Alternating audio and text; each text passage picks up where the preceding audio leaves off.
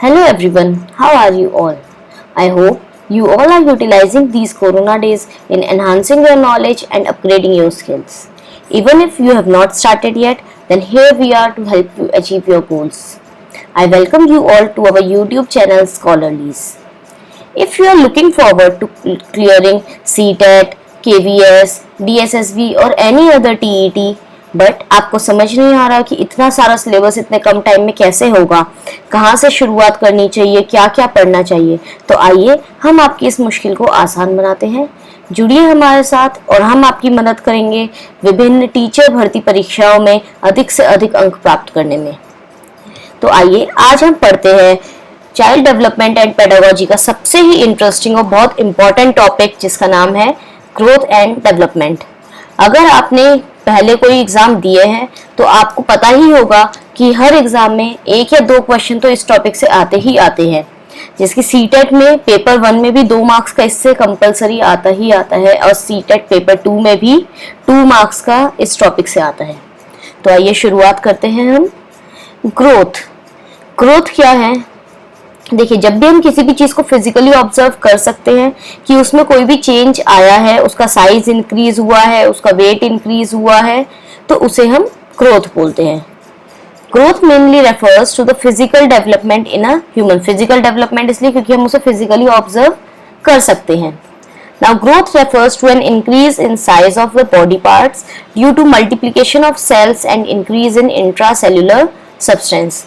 अब देखिए, हमारे बॉडी के जो सेल्स हैं वो मल्टीप्लाई होते हैं, मल्टीप्लाई होकर नंबर ऑफ सेल्स हमारे इंक्रीज होते हैं, हमारा इंट्रासेल्युलर सब्सटेंस भी इंक्रीज होता है, जिसकी वजह से हमारे बॉडी पार्ट्स में साइज के चेंज में फर्क आता है, हमारा साइज इंक्रीज होता है। It can be measured in inches, centimetres, kilogram, pounds और ऐसे ही और भी बहुत सारी यूनिट्स हैं जिसमें कि हम इस ग्रोथ को मेजर कर सकते हैं। For example, how tall is a child? Reyansh height is 5 feet and his weight is 27 kg। सी, हम इसमें 5 feet और 27 kg ये हम क्वांटिफाई कर रहे हैं, हम नंबर्स के टर्म्स में इसको एक्सप्रेस कर सकते हैं, हम मेजर कर सकते हैं कि उसकी हाइट कितनी है, उसका वेट कितना है, उसकी हाइट में कितना चेंज आया 2 साल में, या over a period of time उसके वेट में कितना चेंज आया है। तो ये सारी चीजें हम नंबर्स के थ्रू एक्सप्रेस कर सकते हैं। तो हम कह सकते हैं it causes quantitative change in the body. Quantity के फॉर्म में हमारी बॉडी में चेंजेस आते हैं। Growth of a person starts in the वूम of his mother but it does not continue for a longer time. हाँ, तो देखिए, जैसे आप सबको पता ही होगा कि हमारे एक ह्यूमन बॉडी की जो हाइट है वो एक पर्टिकुलर एज तक ही इंक्रीज होती है। फॉर एन एग्जाम्पल, हम मानते हैं कि 18 to 20 ईयर्स के बाद हमारी हाइट इंक्रीज होना बंद हो जाती है, उसके बाद हमारी हाइट इंक्रीज नहीं होती है। लेकिन हमारी हाइट या कोई भी हमारे बॉडी पार्ट की ग्रोथ कब स्टार्ट होती है? जब हम अपने मदर के पेट में होते हैं। जब हम अपने कोई भी बच्चा अपने मदर के वूम में होता है उसी टाइम पे उसकी ग्रोथ होनी स्टार्ट हो जाती है, और वो तब तक होते रहती है जब तक कि वो मैच्योरिटी को अटेन नहीं करता, जब तक वो 18 to 20 ईयर्स की एज तक नहीं पहुंचता। For example, a child that grows from infancy to toddlers, he encounters some changes in his body like muscles become stronger, he crawl easily। जब एक छोटा बच्चा है, वो छोटा, जब इन्फेंसी को बोलते हैं जब वो छोटा होता है 2 साल से भी छोटा, और टॉडलर होता है 2 से 5 साल के बीच में, तो जब तक वो बच्चा एक इन्फेंट से एक टॉडलर बनता है उस बीच में उसकी बॉडी में बहुत सारे चेंजेस आते हैं, वो खुद से खड़े होना स्टार्ट कर देता है। और ऐसा कब पॉसिबल हो पाता है? जब उसकी मसल स्ट्रांग होती है, वो क्रॉलिंग बेटर कर पाता है, देन धीरे धीरे वो अपने पैरों पर खड़ा हो सकता है। तो ये सारे जो चेंजेस है इसको हम बोलते हैं कि उसने ग्रो किया है, उसकी ग्रोथ हुई है। अब हम ग्रोथ से रिलेटेड कुछ इंपॉर्टेंट पॉइंट्स पढ़ेंगे। It is used in purely physical sense. Growth को हम हमेशा फिजिकल सेंस में यूज करते हैं, जो कि हम फिजिकली ऑब्जर्व कर सकते हैं, वो ही हमारी ग्रोथ है। It generally refers to change in size, length, height and weight of an individual. Growth हम कब कहेंगे कि ग्रोथ हो रही है? जब उस इंडिविजुअल, उस किसी भी ह्यूमन की साइज में चेंज आ रहा है, उसकी लेंथ में चेंज आ रहा है, लेंथ ज्यादा हो रही है, उसकी हाइट इंक्रीज हो रही है, उसका वेट इंक्रीज हो रहा है, तो हम कहते हैं कि उसकी ग्रोथ हुई है। Changes in the quantitative aspect come in the domain of growth. ये हमने पहले भी पढ़ा था कि जो क्वांटिटेटिव चेंज है, जो कि हम क्वांटिटीज के फॉर्म में एक्सप्रेस कर सकते हैं, हम उसी को ही ग्रोथ बोलेंगे। जो चीज हम क्वांटिटीज के फॉर्म में नहीं एक्सप्रेस कर सकते वो हमारी ग्रोथ नहीं है। Growth is one of the parts of the developmental process. Growth हमने जैसे पढ़ा भी है कि ग्रोथ और डेवलपमेंट में काफी चीजें सिमिलर भी होती है, आपको काफी चीजें आपने आज तक सुनी भी होगी, बट ग्रोथ और डेवलपमेंट सेम नहीं है। ग्रोथ डेवलपमेंट का एक पार्ट है और इसके बारे में डिटेल में हम आगे पढ़ेंगे। It does not continue through out the life, ये भी हमने अभी थोड़ी देर पहले ही पढ़ा है कि ग्रोथ आफ्टर सर्टेन टाइम, जब मैच्योरिटी अटेन हो जाती है उसके बाद ग्रोथ रुक जाती है। Growth stops once maturity is attained, same है ये।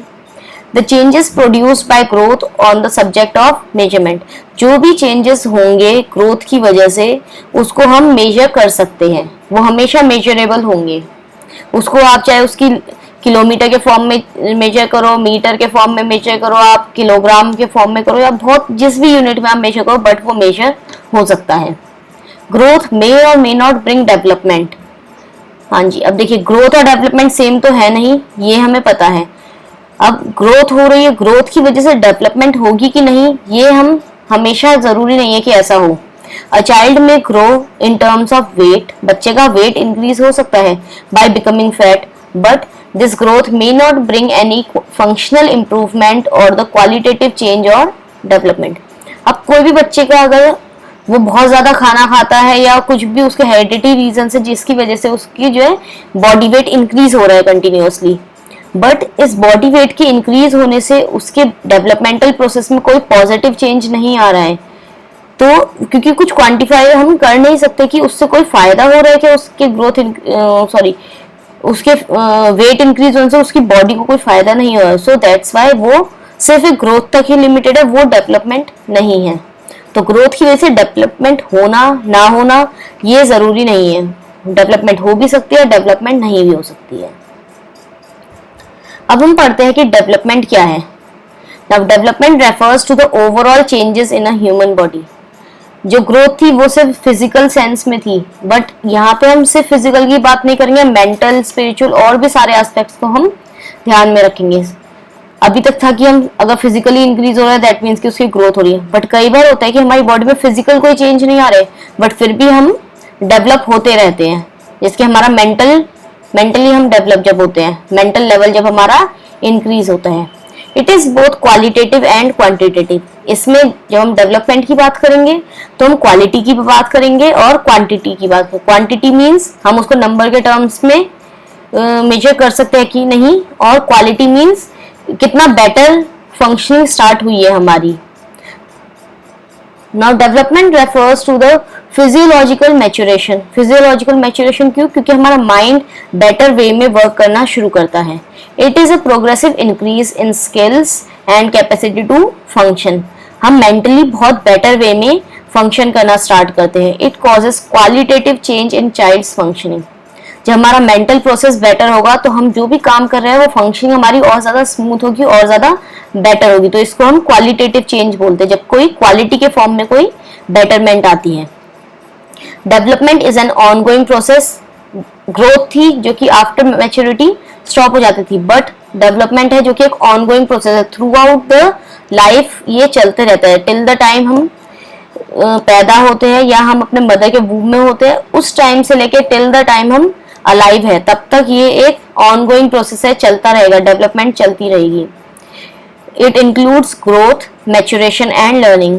ग्रोथ होती है जिसकी वजह से ग्रोथ के बाद हम मैच्योरिटी अटेन करते हैं, और उस मैच्योरिटी की वजह से हम कोई नई चीज लर्न करते हैं।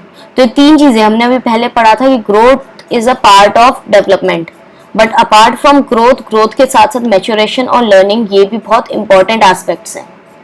और हमारी डेवलपमेंट में हमारी हेरिडिटी और इन्वायरमेंट का बहुत मेजर रोल है। हेरिडिटी क्या होता है कि हम कई बार क्या होता है हमारे बहुत सारी फीचर्स, बहुत सारी आदतें हमारे पेरेंट्स से रिजेंबल करती हैं, तो इसे हम हेरिडिटी बोलते हैं। जो भी जीन्स या जो भी क्वालिटीज हमें अपने पेरेंट्स से या उनके पेरेंट्स जो थ्रू आउट फैमिली में जो जो क्वालिटीज रन करती है वो हेरिडिटी होती है, जो कि हमें अपने पेरेंट्स से या उनके पेरेंट्स से हमें जो भी क्वालिटीज मिलती है दैट इज हेरिडिटी। और इन्वायरमेंट मीन्स हमारे आसपास में हम कैसे इन्वायरमेंट में रहते हैं, हमारे आसपास कैसे लोग हैं, किस तरह का माहौल है हमारे आसपास, वो सब चीजें हमारी डेवलपमेंट में बहुत मेजर रोल प्ले करती है। Now development and growth both are interlinked but different from each other. There is a very thin line between growth and development. जो कि आपने अब तक ऑब्जर्व भी किया होगा, हमने इतना जो ग्रोथ और डेवलपमेंट के बारे में पढ़ा है कि ग्रोथ और डेवलपमेंट कुछ कुछ चीजें तो सेम है कि दोनों में पॉजिटिव चेंज आ रहा है, बट ग्रोथ में हर चीज फिजिकल लेवल पे रहेगी, बट डेवलपमेंट में जरूरी नहीं है हर चीज फिजिकल लेवल पे हो. हम क्वालिटेटिव और क्वांटिटी दोनों को ही एड्रेस करते हैं जब डेवलपमेंट की बात करते हैं. Now some definitions. According to E. Herlock, development is not limited to a particular time. It is a progressive and ongoing process. It consists of a progressive series of changes towards the goal of maturity. अब इनके according क्या है कि development एक particular time तक limited नहीं है, वो एक प्रोग्रेसिव और ऑनगोइंग चेंज है, वो continuously through out the life हमारा वो चेंज होते रहेंगे और ये एक सीरीज ऑफ चेंजेस है जो कि हमें धीरे धीरे मैच्योरिटी की तरफ ले जाती है. Now according to J.E. Anderson, development is concerned with growth as well as changes that occur in the body due to environment or surroundings. इनके अकॉर्डिंग जो ग्रोथ हो रही है, ग्रोथ की वजह से भी डेवलपमेंट हो रही है, एज वेल एज जो हमारा इन्वायरमेंट है, इन्वायरमेंट के साथ हम किस तरह से इंटरेक्ट करते हैं उसका भी हमारी डेवलपमेंट में बहुत बड़ा रोल है. Now some important points of development. Development describes the change in the organism as a whole and does not list the changes in parts. अब हमारे बॉडी में जो भी चेंजेस आ रहे हैं, हम ओवरऑल देखा जाता है कि हमने क्या चेंज हमारी बॉडी में आया है, उसको ओवरऑल हम कहेंगे कि हाँ हमने डेवलप किया. हम छोटे छोटे टास्क को कभी भी डेवलपमेंट के फॉर्म, छोटी छोटी स्टेप बाय स्टेप जो हम प्रोसीड कर रहे हैं वो उसे हम ग्रोथ के फॉर्म में देख सकते हैं अगर हम उसे क्वांटिफाई कर रहे हैं तो. बट वो स्टेप्स जो है वो हमारी डेवलपमेंट नहीं है. जो हम इनिशियल से लेके जो फाइनल तक पहुंचे हैं कि हम किस तरह से हम वर्क करते थे और फाइनल स्टेप क्या है, इस चीज को हम डेवलपमेंट बोलते हैं. अगर पहले एक छोटा बच्चा है, जब वो लिखना सीखता है, वो पहले पेन पकड़ना सीखता है तो वो उसका फर्स्ट स्टेज है. देन उसके बाद वो स्क्रिबल करना सीखता है, देन वो धीरे धीरे लाइंस ड्रॉ करना सीखता है, straight line, standing line, sleeping. Then उसके बाद वो अल्फाबेट्स और लेटर्स सीखते हैं. तो स्टेप बाय स्टेप उसने सीखा, तो स्टेप बाय स्टेप उसकी ये ग्रोथ हुई. बट स्टार्टिंग में जब वो बच्चा पेन पकड़ना सीख रहा था एंड देन आफ्टर 2-3 years जब उसने प्रॉपरली अल्फाबेट्स लिखना सीखा, दिस इज हिज डेवलपमेंट. जो स्टेप्स थे उसने पर्टिकुलर एक एक करके स्टेप्स को ओवरकम किया, दैट इज हिज ग्रोथ, क्योंकि हम उसे देख सकते हैं. बट जो उसने फर्स्ट स्टेज से लेकर लास्ट स्टेज तक जो उसने इम्प्रूवमेंट शो करी है, that is his development. Development is a continuous process. It goes from womb to tomb. It continues throughout the lifespan of an individual from the time of conception till as long as the person is alive. अभी हमने इसी की बात कही थी कि जिस time पे बच्चा अपने मदर के पेट में पैदा होता है, कंसीव करती है उसकी मदर, तब उसकी डेवलपमेंट वही स्टार्ट हो जाती है और वो तब तक कंटिन्यू रहती है जब तक कि वो अलाइव है, जब तक कि वो जिंदा है. Development can not be measured, it can only be assist. हम इसको मेजर नहीं कर सकते, जरूरी नहीं है कि हम हमेशा मेजर कर सके कि हाँ आज मैंने 500 kgs इंफॉर्मेशन अपने माइंड में स्टोर करी है, ऐसे हम क्वांटिफाई नहीं कर सकते.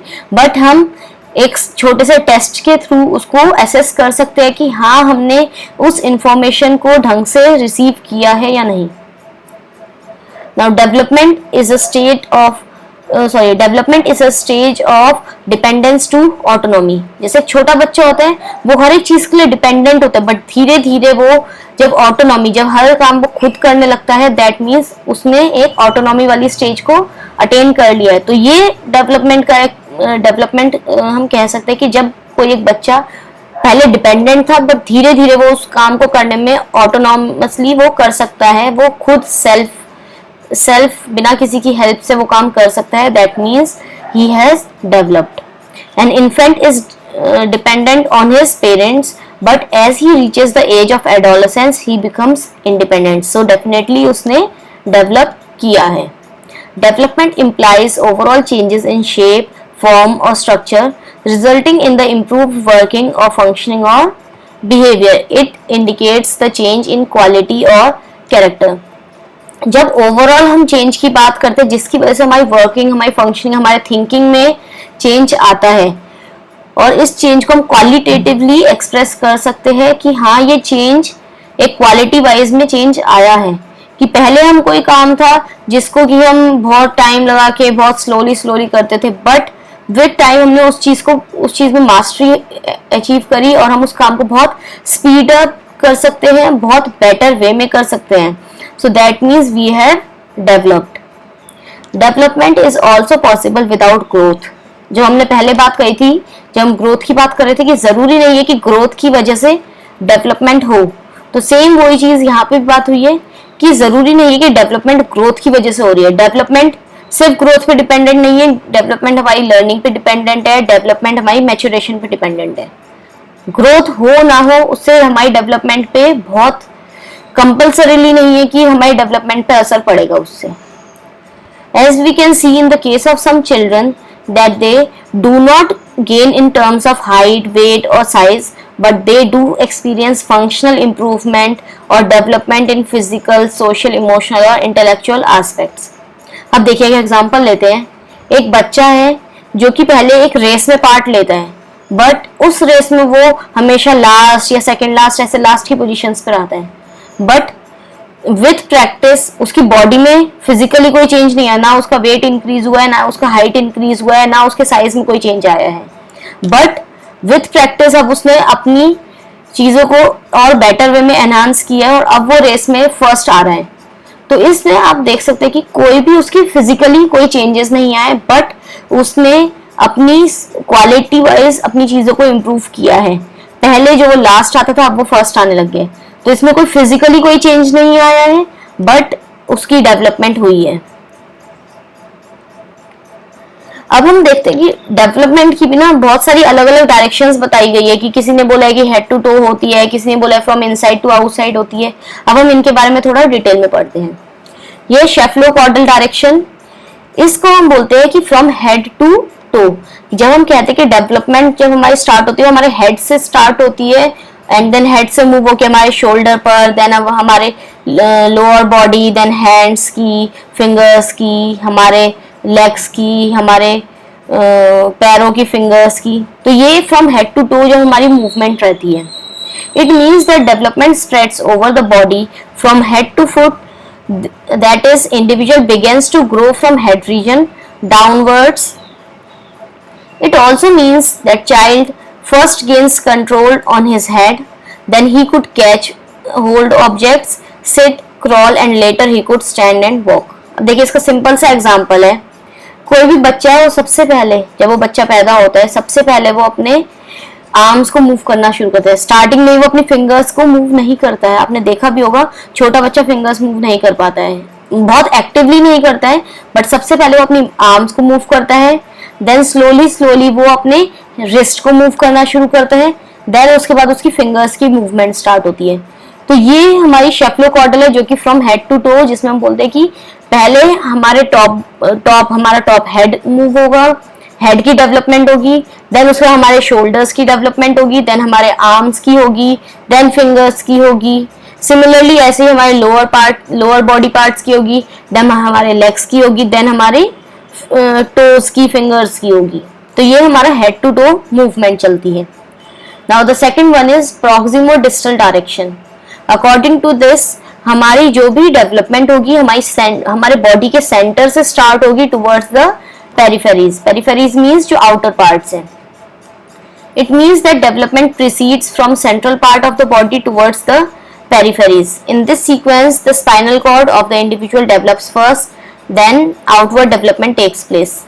अब इसमें सबसे पहले हमारे स्पाइनल कॉर्ड की डेवलपमेंट होगी, देन हमारे और बॉडी पार्ट्स की डेवलपमेंट होगी फ्रॉम सेंटर टू आउटवर्ड्स.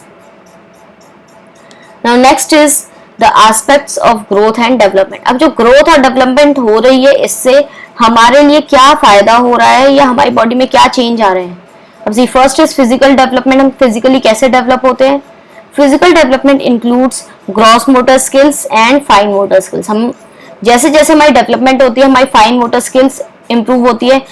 छोटा बच्चा होता है पेंसिल को पकड़ना सीखता है, वो अपने हैंड को मूव करना सीखता है, या और भी छोटी छोटी टास्क वो करना सीखता है. बट जैसे जैसे वो बड़ा होता है फिर वो ग्रॉस मोटर स्किल्स की ओर प्रोसीड करता है, like walking, jumping. Gross motor skills वो होती है बेसिकली जिनमें की more than one fine motor skills involve होती है, लाइक वॉकिंग। वॉकिंग में हमारे हैंड की मूवमेंट हो रही है, लेग्स की मूवमेंट हो रही है, हमारा ब्रेन एक्टिव है, तो बहुत सारी चीजें मिलके हमारी वॉकिंग में सपोर्ट करती है। सिमिलरली जंपिंग, जंपिंग में भी हमारे पूरी फुल बॉडी को हम कैसे लिफ्ट करेंगे, हमारी लेग्स की मूवमेंट क्या होगी, हमारी हैंड मूवमेंट्स क्या होगी, हम कैसे अपनी बॉडी को फॉरवर्ड लेकर जाएंगे। तो ये सारे बहुत सारे एस्पेक्ट्स है जो कि जंपिंग में इन्वॉल्व होते हैं। तो ये है हमारी gross motor skills. Fine motor skills basically जो छोटी छोटी चीजें लाइक ड्राइंग, राइटिंग, पेंटिंग, इन सब चीजों से रिलेटेड है, that is fine motor skills. Now cognitive development. Cognitive development is how a child think, act or respond. Cognitive development at the age of adolescence is the nourishment of skills, whereas at the early childhood it means the identification of things or objects by hearing, listening, touching or tasting.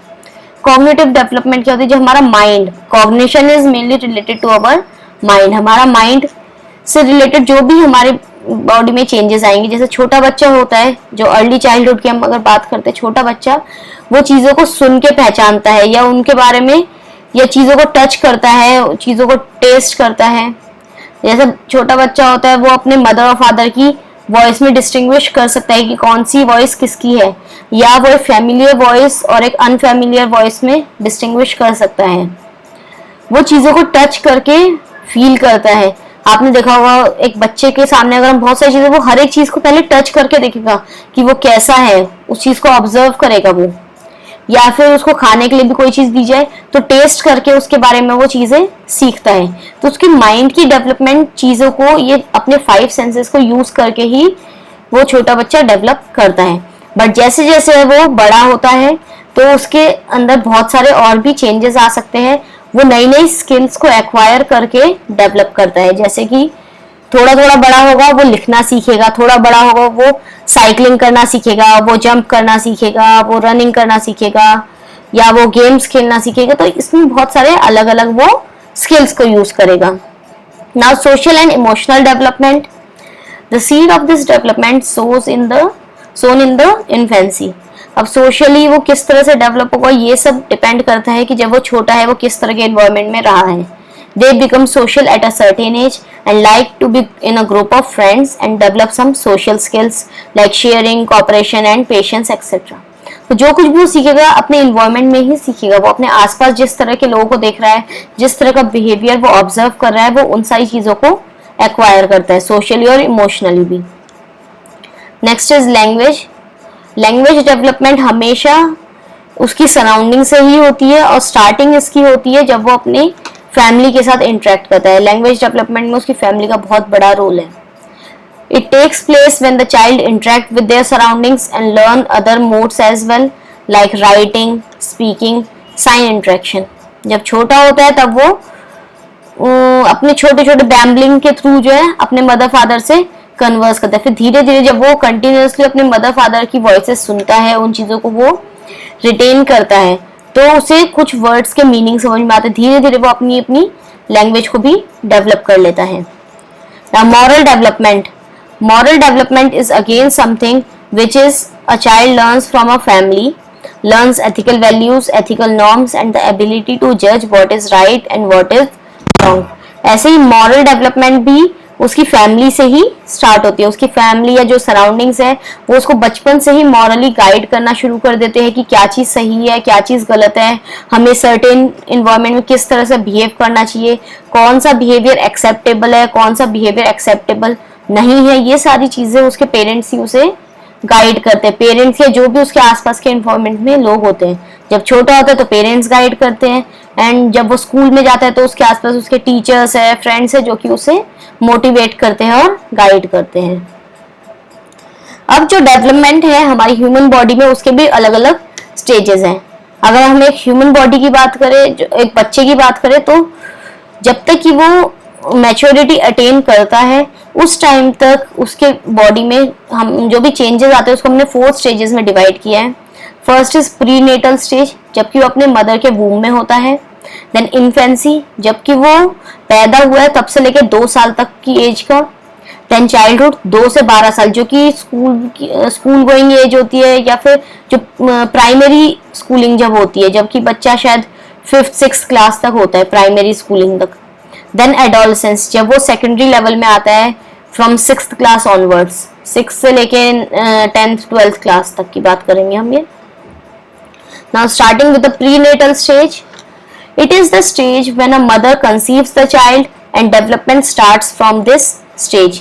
ये वो stage है जबकि mother ने conceive किया है और उसकी development उसी पॉइंट से स्टार्ट हो गई। जब वो छोटा होता है, जाइगोट होता है, देन वो एम्ब्रियो के फॉर्म में चेंज होता है, देन वो एक ह्यूमन बॉडी का स्ट्रक्चर गेन करता है। इस स्टेज को हम वूम स्टेज भी बोलते हैं, क्योंकि बच्चे की सारी डेवलपमेंट मदर के वूम में ही हो रही है। The learning of child begins in the वूम itself. The child is able to identify the voices of other people around him or her. आपने कई बार देखा भी होगा कि जब बच्चा अपनी मदर के वूम में होता है, 5 to 6 months होते हैं और 7-8 months में एग्जैक्टली मतलब ये वेरी करता है, तो बच्चा अपने आसपास की वॉइसेस को रिस्पॉन्ड करने लगता है। उसके आसपास अगर प्लीजेंट वॉइसेस है, उसकी फैमिलियर वॉइसेस है, तो वो पॉजिटिवली रिस्पॉन्ड करता है। It is correctly said that the mental growth of a child depends on the mental condition of his mother, because इस टाइम पे बच्चा हर चीज अपनी मदर से ही एक्वायर कर रहा है। उसका न्यूट्रिशन वो मदर से एक्वायर कर रहा है, उसके आसपास जो भी इन्वायरमेंट है, जो मदर का इन्वायरमेंट है, वही इन्वायरमेंट उस बच्चे को भी मिल रहा है। तो उसकी मेंटल कंडीशन टोटली उसकी मदर पर डिपेंड होगी। अगर उसकी मदर बेटर डेवलप कर रही है या बेटर चीजें प्रोवाइड, बेटर सराउंडिंग प्रोवाइड करिए, तो ऑब्वियसली बच्चे की भी डेवलपमेंट अच्छी ही होगी। Now next is infancy. जब बच्चा छोटा होता है, अपने फैमिली के साथ उसका सबसे ज्यादा इंटरेक्शन होता है, अभी वो बाहर आउटर वर्ल्ड के साथ उसका इंटरेक्शन नहीं हुआ है।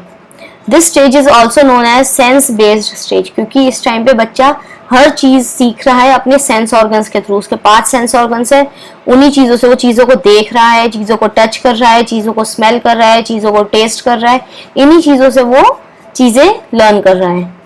Child of this age are very strong observers. They imitate their elders. This is the period where parents can create a strong bond with their babies that will last a lifetime. Because इस time पे उसके आसपास जो immediate environment है वो सिर्फ उसकी family है। वो बाहर कहीं स्कूल नहीं गया, कहीं मार्केट नहीं गया, उसे बाहर के लोगों से उसने ऑब्वियसली इंटरेक्शन होता है, but not at a real level. Main interaction उसका फैमिली से ही होता है, हर चीज वो अपनी फैमिली से ही सीख रहा है।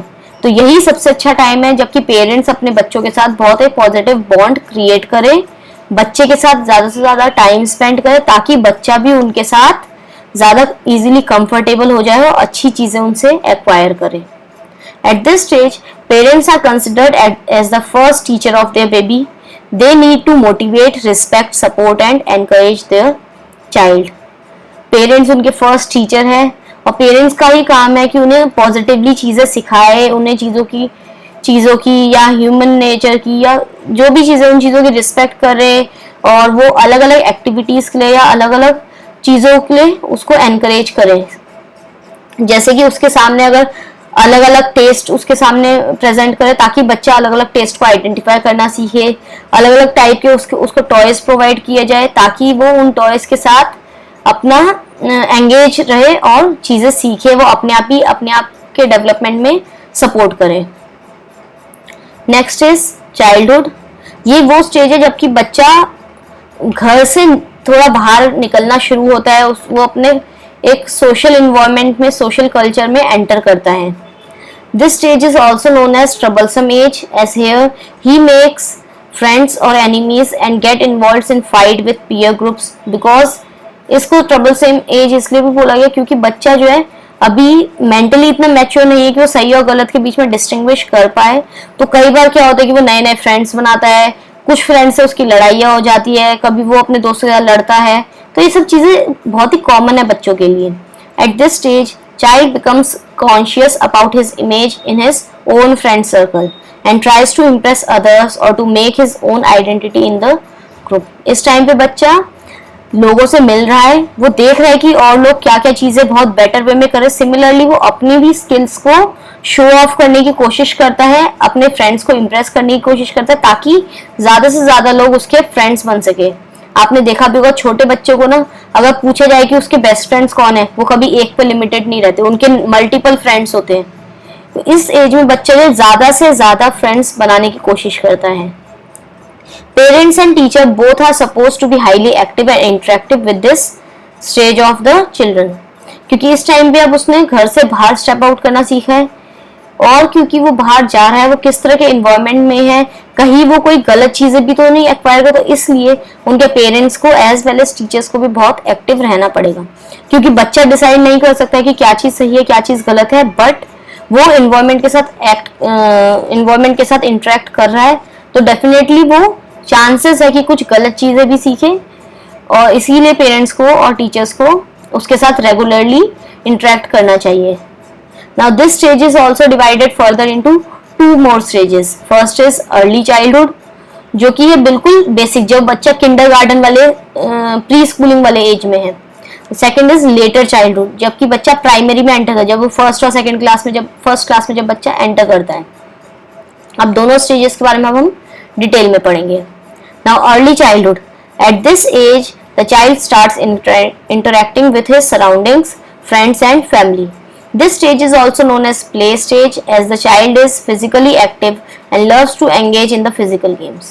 देखिए ये वो एज है जबकि बच्चा अपने घर से बाहर निकला है, उसने अपने फ्रेंड सर्कल ढूंढा है, फैमिली सराउंडिंग सबके साथ वो इंटरेक्ट कर रहे हैं, और इसको प्ले स्टेज भी बोला है क्योंकि बच्चा इस टाइम पे अलग अलग चीजों के साथ एक्सपेरिमेंट करके खेल खेल के जो है चीजों को सीखता है, वो गेम्स खेलना सीखता है, वो फिजिकल एक्टिविटीज में इन्वॉल्व रहता है।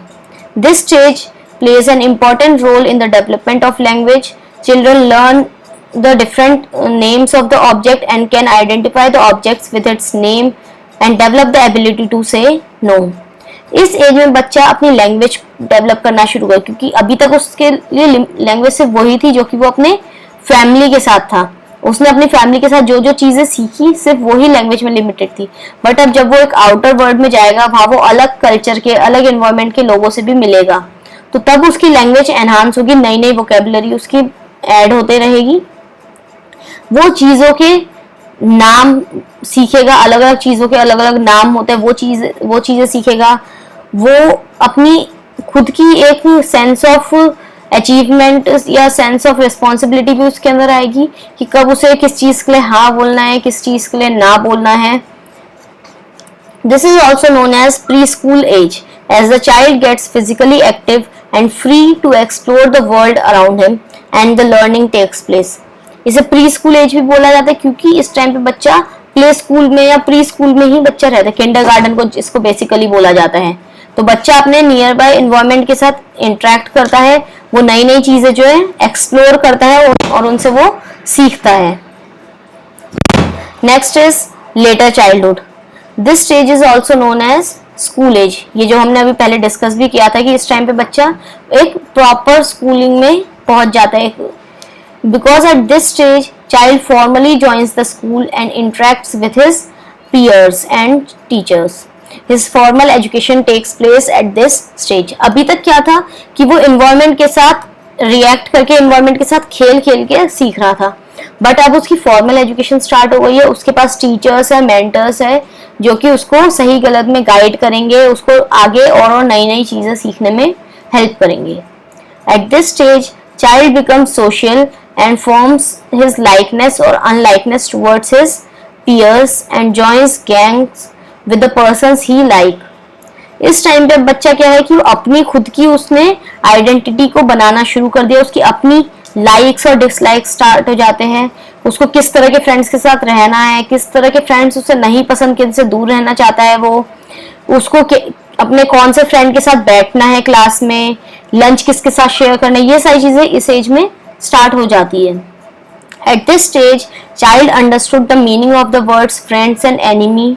This stage is also called gang as, क्योंकि इस टाइम पे बच्चा जो है अब वो मेंटली थोड़ा एक्टिव होकर अपने फ्रेंड्स का सिलेक्शन कर रहा है, इसीलिए इस एज में उसको फ्रेंड्स कौन है, एनिमीज कौन है, ये सब चीजों के बारे में उसे पता चलता है, और इसीलिए इसको गैंग एज भी बोला जाता है क्योंकि वो जिस तरह के लोग उसे पसंद है उनके साथ इसका गैंग मीन्स ग्रुप, एक ग्रुप फॉर्म होने लगता है।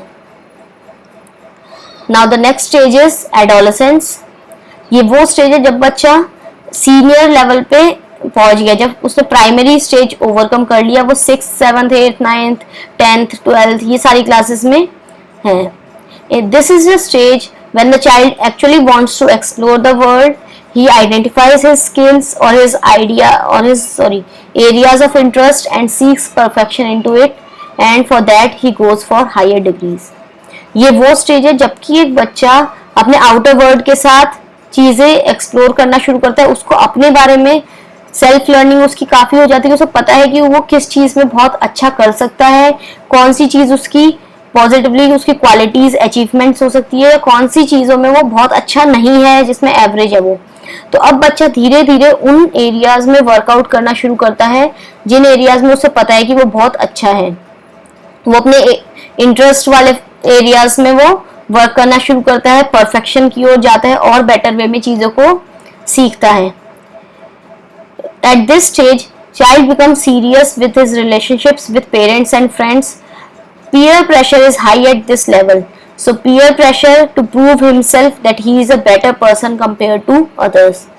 इस टाइम पे बच्चा, क्योंकि वो ऑलरेडी अपने पेरेंट्स के साथ उसका काफी इंटरेक्शन हो चुका है, उसने पीयर ग्रुप के साथ अपने फ्रेंड्स के साथ काफी इंटरेक्शन किया है, तो अब वो ये इस स्टेज पे आ गया कि अब वो थोड़ा सा चीजों को बैलेंस आउट करने की कोशिश करता है। अब वो अपने फ्रेंड्स, पेरेंट्स या अपने आसपास हर तरह के रिलेशनशिप्स को वो बैलेंस करने की कोशिश करता है, और इस टाइम पे पीयर प्रेशर भी बहुत ज्यादा है कि उसे अपने आप को, अपनी एबिलिटीज को, अपनी क्वालिटीज को जस्टिफाई करना है एज कम्पेयर टू अदर्स, कि वो बाकियों से बेटर है और उस काम में और उसे बेटर परफॉर्म कर सकता है।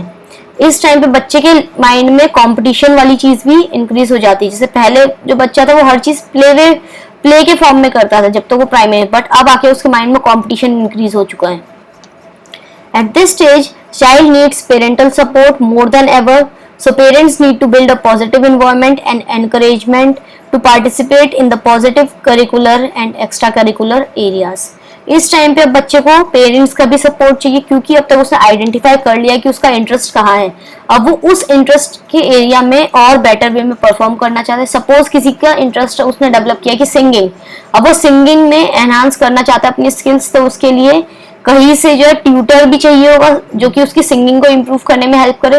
तो इसके लिए उसके पेरेंट्स को, उसके टीचर्स को मोटिवेट करना चाहिए और उसको हेल्प करना चाहिए कि अपनी जो उसने स्किल आइडेंटिफाई करी है उसको कैसे एनहांस कर सकता है।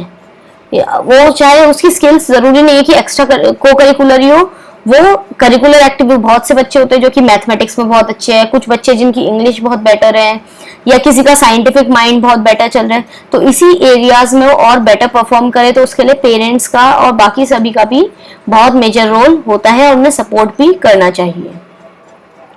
Now with this we end this topic growth and development। I hope आपको इस टॉपिक अच्छे से समझ में आया हो।